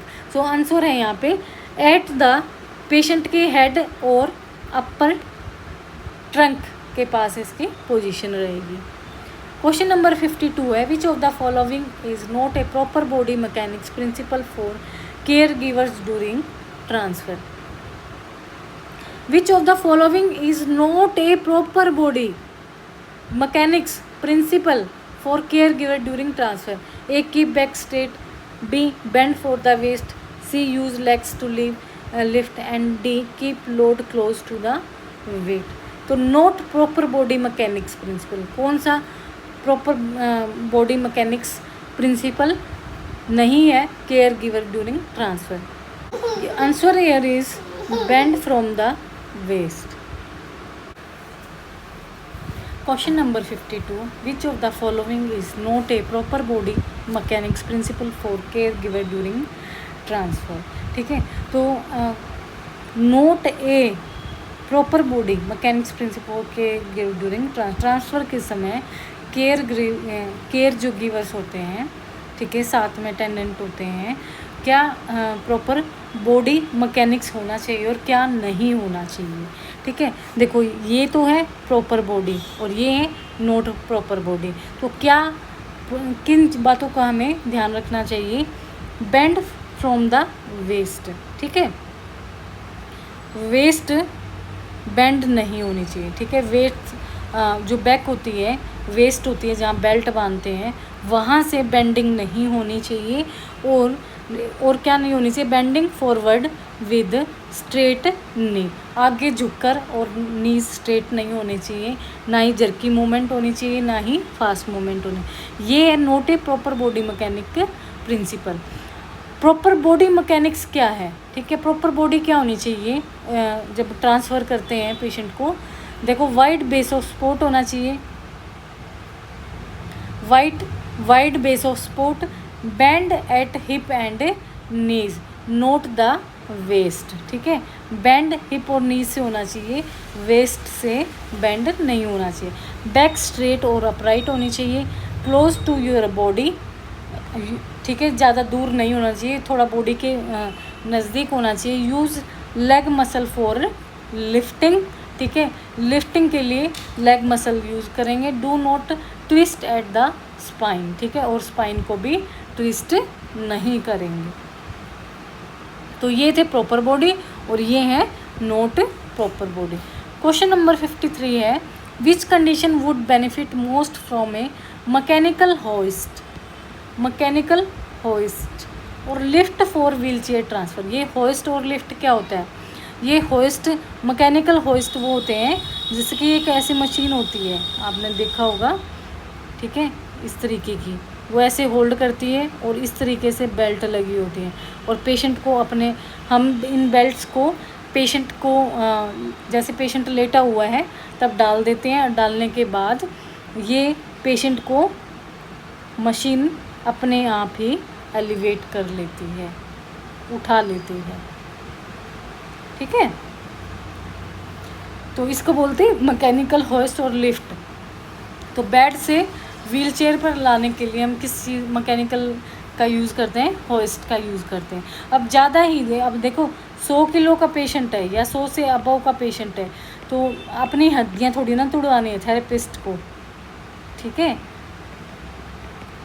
तो क्या करोगे वहाँ पे, आप मैकेनिकल ट्रांसफ़र यूज़ करोगे, पेशेंट को बेल्ट वियर कराओगे और मैकेनिकल मशीन से पेशेंट बेड से व्हीलचेयर पे आ जाएगा। A mild stroke, B paraplegia with strong arm, C morbid obesity with limited mobility and D post ACL surgery. देखो मॉर्बिड, देखो मैंने कहा ना कि ज़्यादा ही वेट होगा पेशेंट में तो कैसे उठा पाएंगे। Morbid obesity with limited mobility, जिसकी बिल्कुल लिमिटेड मोबिलिटी हो और ज़्यादा वजन हो या ओबेसिटी हो, उस पेशेंट में हम ये मैकेनिकल होइस्ट यूज़ करते हैं। क्वेश्चन नंबर 54 है, in paraplegic patients what is the key muscle group needed for independent wheelchair transfer. A quadriceps, B abdominalis, C pectorals and triceps and D gluteals. एक paraplegic patient, ठीक है, क्या है, paraplegic patient है, what is the key muscle group needed for independent, वो independent wheelchair transfer किस muscle की वजह से कर सकता है। देखो अपर लिम्ब स्ट्रॉन्ग होती है, पैराप्लेजिक पेशेंट में क्या होता है कि लोअर ट्रंक या तो ट्रंक इन्वॉल्व हो और या फिर ओनली लेग्स इन्वॉल्व हो, तो उसकी कौन सी मसल्स ग्रुप की ज़्यादा नीड पड़ेगी हमें, वो पड़ेगी क्या क्वाड्रिसेप्स की पड़ेगी, नहीं, एब्डोमिनल्स की नहीं, ग्लूटियल्स की नहीं। ग्लूटियल और एब्डोमिनल की तो मोटर लॉस ऑलरेडी होगा पैराप्लेजिक पेशेंट में, ठीक है। क्वाड्रिसेप्स की भी क्या होगा, मोटर लॉस होगा। तो क्या रहा, पेक्टोरल्स एंड ट्राइसेप्स। जब अपर लिम्ब की पैराप्लेजिक पेशेंट में अपर लिम्ब क्या होता है, अनअफेक्टेड होता है, अपर लिम्ब अनअफेक्टेड, तो अनअफेक्टेड होगा तो क्या होगी, मसल स्ट्रेंथ अपर लिम्ब की होगी, तो वो पेक्टोरल्स और ट्राइसेप्स की नीड पड़ती है किसमें, इंडिपेंडेंट व्हीलचेयर ट्रांसफ़र में, ठीक है। अब देखो इन कैसे, चलो ये हम कर लेते हैं, इसको अच्छे से डिस्कस कर लेते हैं और अच्छे से पैराप्लेजिक पेशेंट की ट्रांसफ़र को। आंसर है पेक्टोरल एंड ट्राइसेप्स। देखो ये बेड है और आपका पेशेंट इस बेड पे है, ठीक है। ऐसे ही पेशेंट अपने हैंड से उठ सकता है, देखो इंडिपेंडेंटली अपराइट पोजीशन हो सकती है, सिटिंग पोजीशन में आ सकता है, वो अपने हाथों से ही इस पैर को ऐसे लेके आएगा, इस पैर को ऐसे लेके आएगा और पैरों को फ्लोर पे टच कर देगा। पैराप्लेजिक पेशेंट में क्या होगा, जो व्हील चेयर होगी वो 90 डिग्री रखी जाएगी, क्या होगी, क्यों, क्योंकि उसकी जो शोल्डर स्ट्रेंथ है वो एडिक्वेट है। फिर क्या करेगा, पेशेंट यहाँ पर बैठ जाएगा, बैठने के बाद वो यहाँ पे क्या यूज़ करेगा, स्टूल यूज़ करेगा। एक इस टाइप के स्टैंड आते हैं इस तरीके के, पुशअप, इनको हम ना पुश अप स्टैंड बोलते हैं। तो ये साइड में हम पेशेंट को पुश अप, अगर इंडिपेंडेंटली ही हमें पेशेंट को व्हीलचेयर, बेड से व्हीलचेयर लाना है तो हम पेशेंट को क्या करेंगे, ये स्टैंड गिव कर देंगे, ये यहाँ पे रखेगा, ये मान लो पेशेंट बैठ गया, इसका एक हाथ यहाँ पे स्टैंड पे और एक ये, और ये धीरे धीरे क्या करेगा, इधर मूव करेगा व्हील चेयर पे, ठीक है। तो यहाँ पे क्या है, कॉर्नर पे आ जाएगा, कॉर्नर से आने के बाद फिर पेशेंट का स्लाइडिंग बोर्ड यूज़ करवा देंगे, ठीक है। वो बोर्ड पे आ जाएगा और बोर्ड पे आने के बाद वो ऐसे पुश करता हुआ ऐसे स्लाइड हो जाएगा किस पे, व्हील चेयर पे। सेम सारी चीज़ें रहेंगी कि व्हील चेयर के ब्रेक लगेंगे, बेड और व्हील चेयर इक्वल होगा, ठीक है, इक्वल करेंगे, फिर स्लाइड बोर्ड रखेंगे, फिर पेशेंट के हम सिर्फ नीज़ ब्लॉक कर देंगे और वो अपने आप ही पुश कर करके स्टैंड से व्हील चेयर पर आ जाएगा, ठीक है। ऐसे आर्म रेस्ट रिमूव करेंगे, फुट रेस्ट रिमूव करेंगे, फिर बाद में उनको ऑन कर देंगे। सेम प्रोसेस है जैसे क्वाड्रिप्लीजिया में क्या था, बस डिफरेंस इतना है, पैराप्लीजिया में इंडिपेंडेंटली पेशेंट बेड से व्हील चेयर ट्रांसफ़र आराम से हो सकता है। क्वेश्चन नंबर 55 है, ड्यूरिंग ए डिपेंडेंट ट्रांसफ़र, देखो वो था इंडिपेंडेंट, अब करते हैं dependent transfer. The patient should be A ask to walk, B encourage to push from the arm rest, C told to stay passive while therapist lift, D pull from under the arms. तो dependent transfer में हम क्या करेंगे, patient को बोलेंगे stay passive, passive रहो, बिल्कुल ढीले रहो, रिलैक्स रहो। जब मैं आपको उठाऊं तब बिल्कुल आपको ढीला रहना, ठीक है, रिलैक्स रहना। क्वेश्चन नंबर 56 है, what angle should the wheel chair be position to the bed for most transfer, A 180 degree parallel, B 90 degree perpendicular, C 30 to 45 degree angle, and D does not matter. So answer here is 30 to 45 degree angle.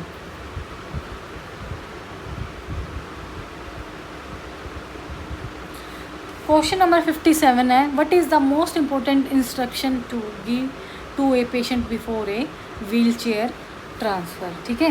Wheel chair transfer से पहले patient को क्या instruction, most important instruction दी जाएगी, A lock the brake after the transfer, B place your feet close together, C don't lean forward, D scoot forward to the edge of the seat. Most important instruction to give a patient before a wheel chair transfer, ठीक है। Wheel chair transfer होने से पहले patient को हम क्या instruction देंगे, do not lean forward, ठीक है, do not lean forward. Question number 58 है, which condition contra indicated manual wheel chair transfer without assistive device. Contra indicated वो कौन सी कंडीशन है जहाँ पे कॉन्ट्रा इंडिकेट है manual wheel chair transfer without assistive device, A hemiplegia, B Parkinson disease, C severe osteoporosis with fracture risk, D stroke with mild paralysis. तो answer here is C severe osteoporosis with fracture risk. देखो जहाँ पे fracture के risk ज़्यादा होते हैं, osteoporosis में ज़्यादा फ्रैक्चर होते हैं, तो वहाँ पे manually wheel chair transfer Contra indicative होती है। यहाँ पे हम क्या यूज़ करेंगे, मैकेनिकल हर एक बॉडी एरिया पर क्या करेगा, जो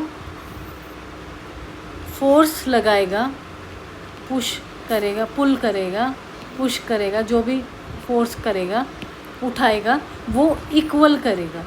इसलिए मैकेनिकल होस्ट हम और लिफ्ट का हम यूज़ करेंगे किसमें, severe osteoporosis with fracture risk. Question number 59 है, which transfer is most appropriate for a quadriplegic patient with minimum arm strength, ठीक है। पास्ता बना दो। विच ट्रांसफ़र, पास्ता नो अरे बता दो ना, रोटी बनाएंगे अभी पास्ता कैसे बनाऊं, बस। Which transfer is most appropriate for a quadriplegic patient with minimal arm strength? A stand pivot transfer, B transfer using crutches, C mechanical lift, and D sliding board transfer. So यहाँ पे use करेंगे हम sliding board transfer. Question number 60. What should be removed before initiating a wheelchair to bed transfer? ठीक है, what should be removed before initiating, शुरुआत में ही, a wheel chair to bed transfer, A patient shoes, arm rest and foot rest removable, seat cushion and wheel locks. So पहले क्या remove करेंगे, पहले initiating a wheel chair to bed transfer, तो करेंगे arm rest and foot rest remove.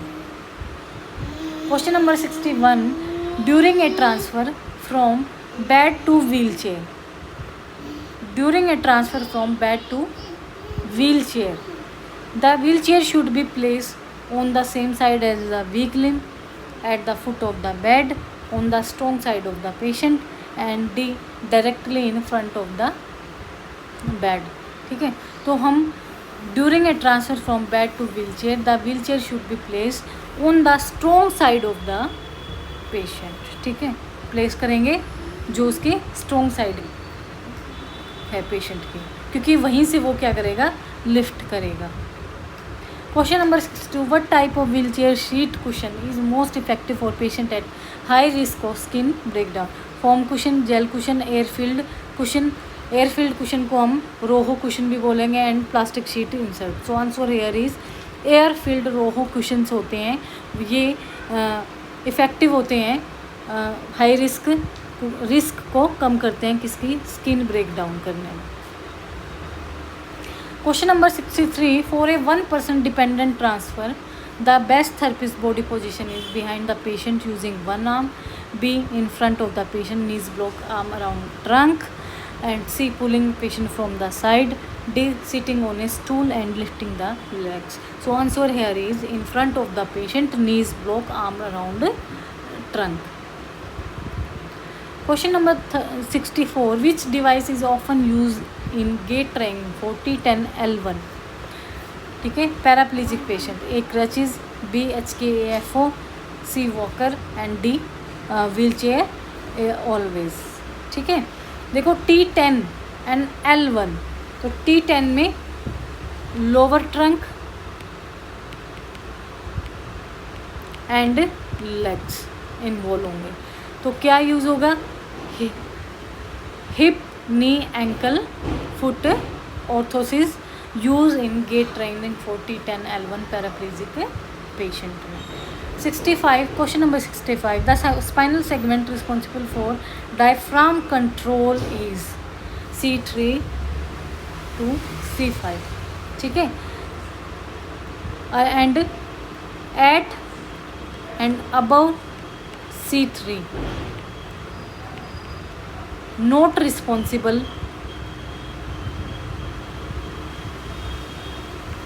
for diaphragm control। ठीक है, C3 eight or above पे patient क्या हो जाएगा, रेस्पिरेटरी फेलियर हो जाएगा, respiratory failure, and goes to for supported ventilated supported ventilation। ठीक है,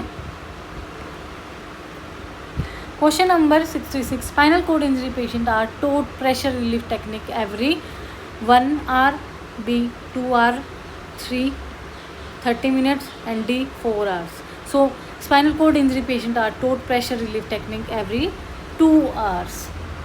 Question number 67, in spinal cord rehab, tenodesis grip is trained in patient with injury at tenodesis grip। तो सबसे पहले जो टीनोडेसिस ग्रिप है, आप ये मान लो कि ये टीनोडेसिस स्प्लिंट है। ठीक है, क्या है ये, स्प्लिंट है हमारा, और ये स्प्लिंट किस में यूज़ होता है, स्ट्रोक के पेशेंट में। ठीक है ना, सॉरी स्ट्रोक नहीं, स्पाइनल कोड इंजरी में।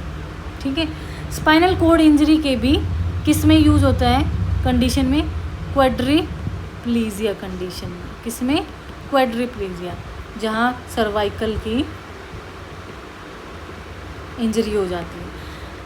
फिर टीनोडेसिस ग्रिप, सर्वाइकल होगी तो यहाँ पे कौन सी इंजरी हो जाएगी, C5 to C6। ठीक है, C5 to C6। क्यों C5 to C6 में, क्योंकि टीनोडेसिस जो ग्रिप बनेगी वो ग्रिप बनेगी इस तरीके से, ये थंब है और ये आपकी फिंगर्स हैं। ठीक है, तो ये इस तरीके से बनाएंगे ग्रिप, ये जैसे ये हाफ सुपाइन पोजीशन है, हाफ सुपाइन पोजीशन पे ये इस तरीके से कोई भी जैसे ग्लास है, ये ग्लास को होल्ड करे हुए है, ठीक है, ये समझ लो। तो इसको बोलेंगे हम टीनोडेसिस ग्रिप। तो और ये किसकी इंजरी से हो जाती है? C5 C6 लेवल की इंजरी में होती है। क्वाड्रिप्लीजिक पेशेंट में यूज़ की जाते हैं ये स्प्लिंट। टीनोडेसिस स्प्लिंट पे क्वेश्चन आ चुका है पहले एम्स में, और ये क्वेश्चंस इंपॉर्टेंट बन जाते हैं आपके बार बार। Question number 68, which electrotherapy modality is most commonly use to activate paralyse muscle in spinal cord injury? ठीक है, A TENS, B functional electrical stimulation, C iontophoresis, D interferential therapy. So answer here is functional electrical stimulation. IFT किस में use की जाती है? IFT use for stress incontinence में, stress incontinence में। Stress incontinence में इसकी देखो IFT की 4 इलेक्ट्रोड होती हैं। कितनी होती हैं? 4 electrode. 2 electrode use on lower abdomen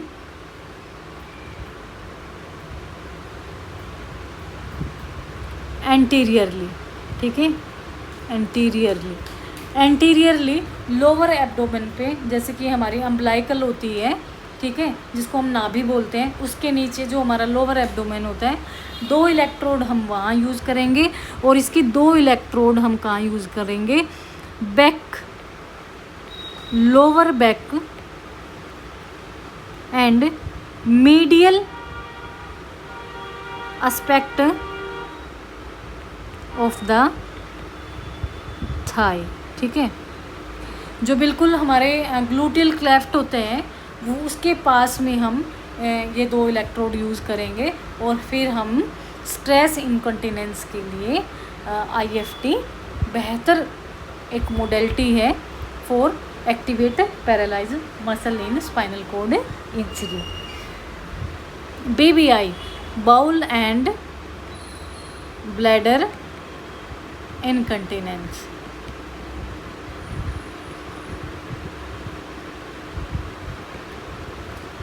question number 69 है, functional electrical stimulation is best suited for patient with a complete spinal cord injury with lower motor neuron damage, complete spinal cord with upper motor neuron intact and only brain injury, D no paralysis, ठीक है।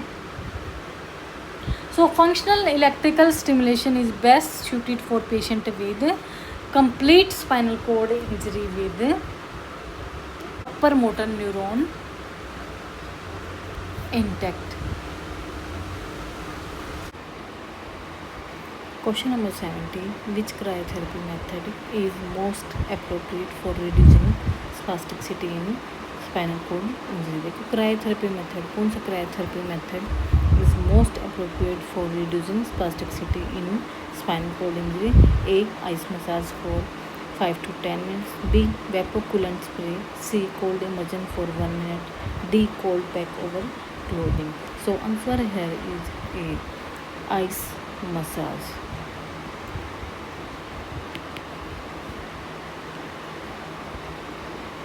Ice massage for 5 to 10 minutes. Question number 71, ice therapy reduce spasticity by A stimulating alpha motor neuron, B inhibiting gamma motor neuron activity temporarily, C improving proprioception permanently, and D blocking voluntary motor activity. So answer here is inhibit gamma motor neuron activity temporarily. Question number 72, ये यहाँ पे शायद blank हो गया है। 73, the hunting response cold induce, देखो Levi's hunting reaction, इस पे क्वेश्चन आता है।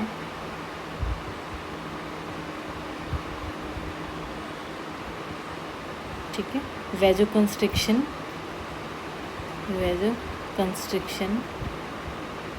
और वेजो dilation,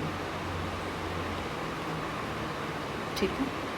Levi's hunting reaction, the hunting response cold induced vasodilation may occur after how many minutes of ice application? A 5 to 10 minutes, B 15 to 20 minutes, C 10 to 20 minutes, D 10 to 30 minutes. So answer here is 15 to 20 minutes. Question number 74. In spinal cord injury rehab, cold therapy is best applied A before stretching spastic muscle, B sensory loss muscle, C both and D none of the above. देखो sensory loss muscle पे तो cold therapy हम apply करेंगे नहीं, अगर हम करेंगे तो पेशेंट को फील ही नहीं होगा कि ज़्यादा पेशेंट को ठंडा महसूस हो रहा है या गर्म महसूस हो रहा है। तो हम जो कोल्ड थेरेपी अप्लाई करेंगे बेस्ट अप्लाइड बिफोर स्ट्रेचिंग कराने से पहले ही स्पास्टिक मसल्स पर अप्लाई करेंगे। Question number 75. What is the effect of ice therapy on nerve conduction velocity? Ice therapy का नर्व कंडक्शन वेलोसिटी पर क्या इफेक्ट होता है? A increases it, B has no effect, C decrease it and D blocks it permanently. तो ice therapy का जो effect होता है नर्व कंडक्शन वेलोसिटी पे वो डिक्रीज़ होता है, ठीक है। जैसे कि आइस हम लगाते हैं तभी तुरंत हमें कुछ भी महसूस नहीं होता है, तो वो इसलिए नहीं होता है क्योंकि नर्व की कंडक्शन वेलोसिटी क्या हो जाती है, डिक्रीज़ हो जाती है। Question number 76. Which of the following is a contraindication for applying ice in spinal cord injury patients? A localized muscle spasm, B intact sensation, C impaired circulation or cold hypersensitivity और D early stage spastic cell। देखो contraindication पूछा गया है, contraindication for applying ice in spinal cord patient. देखो localize muscle spasm पर हम apply कर सकते हैं। इंटैक्ट सेंसेशन जब हम फील कर सकते हैं तब हम आइस थेरेपी यूज़ कर सकते हैं। अर्ली स्टेज स्पास्टिसिटी में भी यूज़ कर सकते हैं, बट इम्पेयर्ड सर्कुलेशन और कोल्ड हाइपरसेंसिटिविटी में हम नहीं करेंगे। कोल्ड हाइपरसेंसिटिविटी का मीन्स क्या होता है कि जब हमारी बॉडी का internal thermo regulation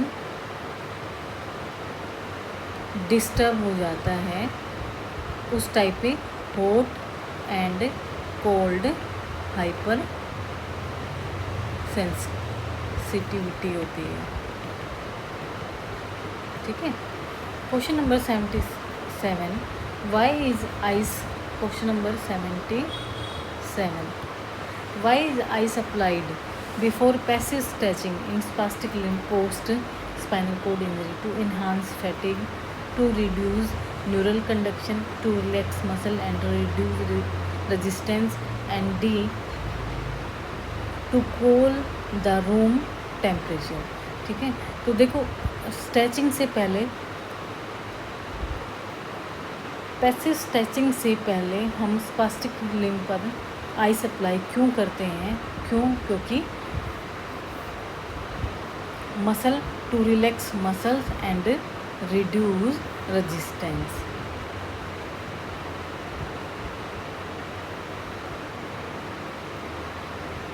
Question number 78. What is the safest way to apply cold therapy in patient with C6 complete spinal cord injury?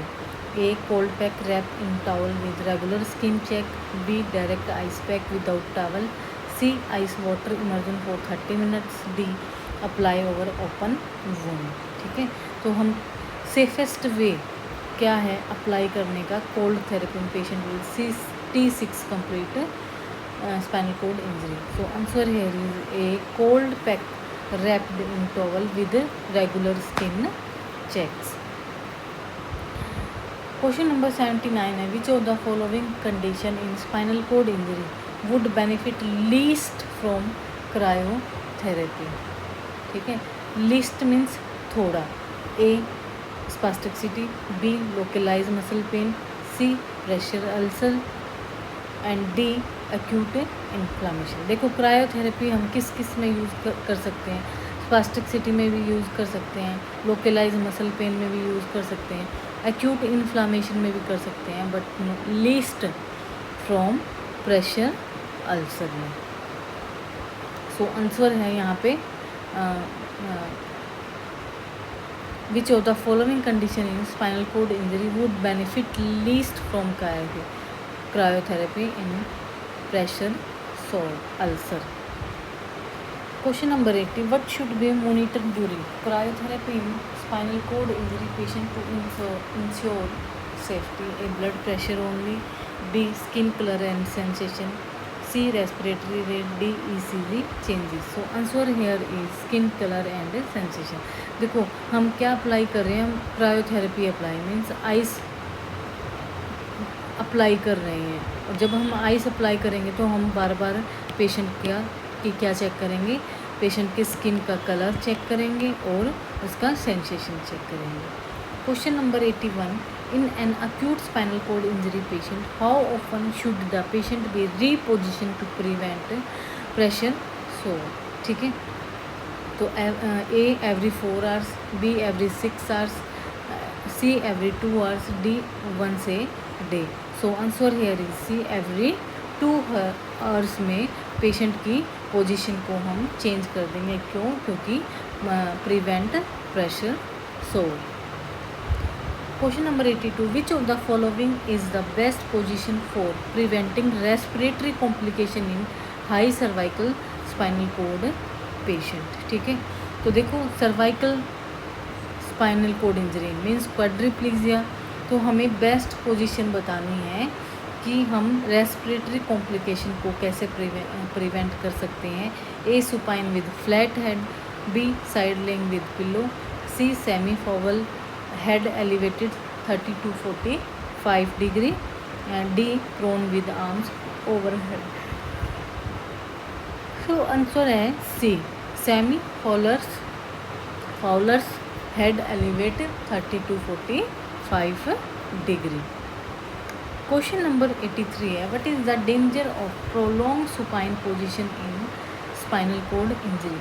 ठीक है, डेंजर क्या है, what is the danger of prolong supine position in spinal cord injury. A improve bladder drainage, B cause foot drop and sacral pressure sore, C enhance trunk control, D increase patient alertness. Danger of prolong supine, अगर देखो क्या danger रहेगा, क्या prolong जब एक patient लंबे समय तक सुपाइन पोजीशन में रहेगा तो क्या हो जाएगा, cause of foot drop and sacral pressure sore.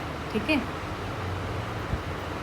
Question number 84. The most common site for pressure sore in spinal cord injury include all except. ठीक है, तो आपको ये तो आपको साइट पता होनी चाहिए कि कहाँ कहाँ पे स्पाइनल कोड इंजरी में बैड सोर बन जाते हैं, प्रेशर सोर बन जाते हैं। देखो एक तो सैक्रम पे बनते हैं। ठीक है, सैक्रम क्या, जहाँ पे भी उभरा हुआ पार्ट होगा वहीं पे ही प्रेशर सोर बनने शुरू हो जाएंगे। सैक्रम हो गया, ठीक है, हील हो गया, ठीक है, plantar surface, heel, sacrum, ischial tuberosity and occiput, ischial tuberosity and sacrum. तो यहाँ पे पूछा गया आपसे एक्सेप्ट, ऑल एक्सेप्ट, तो जो रिस्ट है, रिस्ट पर प्रेशर सोर कम बनने के चांस रहेंगे। Question number 85. For a patient with tetraplegia means quadriplegia which position is most beneficial for functional hand use. A full wrist extension, B shoulder elevation, C wrist extension with finger flexion, tenodesis position, D pronation with flex elbow. तो most beneficial for functional hand use option C wrist extension with finger flexion. तो इसको हम बोलेंगे, देखो अब ये position भी आ सकती है कि टीनोडेसिस पोजीशन क्या होगी हैंड की, तो wrist extension and with finger flexion. Question number 86 है when placing a patient in prone position, ठीक है, patient place in prone position, which area should be protected from pressure. तो पेशेंट है जो कि प्रोन पोजीशन में है, तो कौन सा एरिया प्रोटेक्ट करना पड़ेगा हमें, किसके लिए, प्रेशर के लिए। A sacrum, B abdomen, C knee, D chin and knees. So answer here is D, chin को और नीज को हमें प्रिवेंट करना होगा। हम पेशेंट को मैट्रेस, देखो जब प्रेशर सोर प्रिवेंट के लिए हम क्या करवाते हैं, पेशेंट को बार बार हर 2 घंटे में पोजीशन चेंज करवाते हैं, और एयर मैट्रेस बेड यूज़ करवाते हैं, एयर फील्ड जो मैट्रेस आता है वो यूज़ करते हैं, ठीक है, और पिलो भी अप्लाई करते हैं। Question number 87, in paraplegic patients using wheelchair which position should be emphasized during pressure relief technique. A back extension, B forward. देखो व्हील चेयर पे, जब पेशेंट व्हील चेयर पे होता है तो वो अपने प्रेशर को किस टेक्निक से अपने प्रेशर को रिलीज़ करेगा। A back extension, B forward flexion और side lean every 15 to 30 minutes, C head down tilt, D supine laying in the chair. So answer है फॉरवर्ड फ्लेक्शन। देखो हम व्हील चेयर पे होते हैं तो कभी आगे होते हैं कभी पीछे तो हम होते ही हैं, पर हम क्या करेंगे, अपनी पोजीशन को चेंज करेंगे, बैकवर्ड से फॉरवर्ड आएंगे और side to side lean every 15 to 30 minutes. Question number 88, when positioning a tetraplegic patient in supine, ठीक है, the upper limb should be placed in a abduction and internal rotation, B abduction slight external rotation and elbow extension, C flex with wrist down, D overhead with fingers extended. So answer है D, हम patient के abduction, slight external rotation and elbow extension कराएंगे। Question number 89 है, which of the following is the best intervention to prevent foot drop in supine positioning, ठीक है, तो foot drop spinal cord injury में सबसे best intervention क्या रहेगा जो प्रिवेंट करेगा foot drop in supine position में। A tightly wrap ankle together, B apply a foot board और place pillow under foot, C place feet in plantar flexion, D no support at all. So answer here is B, apply a foot board और place pillow under foot.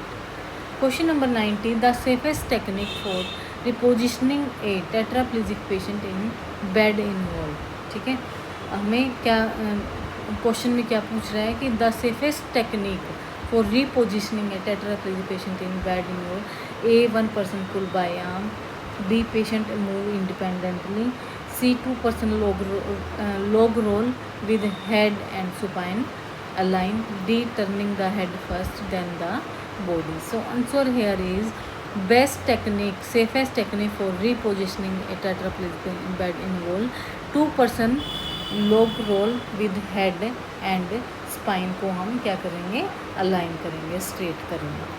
Question number 91 है, a tenodesis splint is typically used in patient with spinal cord injury at which level. A T10, B C6, C7, C L5, D T2। देखो टीनोडेसिस hand में use होगा, ठीक है, किस में होगा, hand में, तो हैंड में की injury cervical, B C6 and C7।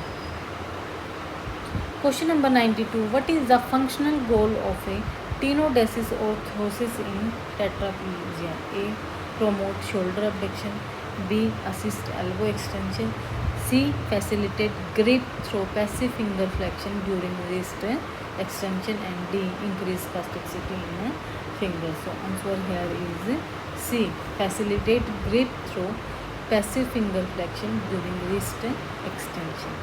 Question number 92, 93, a cervical collar is commonly used in patient with A L5 fracture, B T12 paraplegia, C C4 C5, C4 C6 spinal injury, D T4 hemisection. So answer here is C4 C6 spinal injury. Question number 94. In a C5 spinal cord injury patient, which upper limb orthosis may assist in self feeding and grooming? ठीक है, C5 का patient है, level injury का patient है, अपर लिम orthosis में हम क्या use कराएंगे कि वो सेल्फ फीड भी कर ले और अपने ग्रूमिंग, अपने बाल भी सेट कर सके, थोड़ा बहुत अपना काम कर सके, ए शोल्डर कॉम्बिंग कर सके, A shoulder sling, B balance forearm orthosis, C AFO, D milk walking. So answer here is BFO, balance forearm orthosis. Next question है question number 95. A paraplegic patient with good upper body strength but flaccid lower limb में use which orthotic device for community ambulation. ठीक है, A lumbosacral corset, B AFO, C bilateral KAFO with walker और crutches, D balance forearm orthosis. ठीक है, देखो balance four arm BFO तो कहाँ use हो रहा था, हैंड में. ठीक है, तो यहाँ पे यूज़ होगा answer C bilateral KAFO with walker और क्रचेस. नेक्स्ट क्वेश्चन है 96. Question number 96. The ASIA sensory exam test which of the following sensation. ठीक है, A temperature and proprioception, B pain and vibration, C light touch and pin prick, D pressure and texture. So answer here is light touch and pin prick. Question number 97. Which level on the ASIA scale indicate normal sensory and motor function. ठीक है, वो Asia scale indicate normal sensory and motor functions वो show करेगा आपको Asia ई में. ठीक है,